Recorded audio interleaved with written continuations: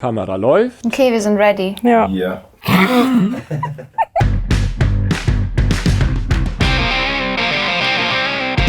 Hallo, ich bin Lisa. Und ich bin Tanita.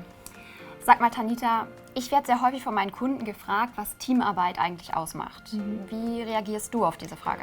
Diese Frage bekomme ich tatsächlich sehr häufig auch gestellt. Und Teamarbeit ist für mich eine Gruppe, die zusammen gemeinsam an einem Ziel arbeitet. Das können Entwicklerteams sein, Mitarbeiter in einer Drogerie, Kollegen in einer Abteilung oder auch wir zwei jetzt kurzfristig für diese Videoproduktion.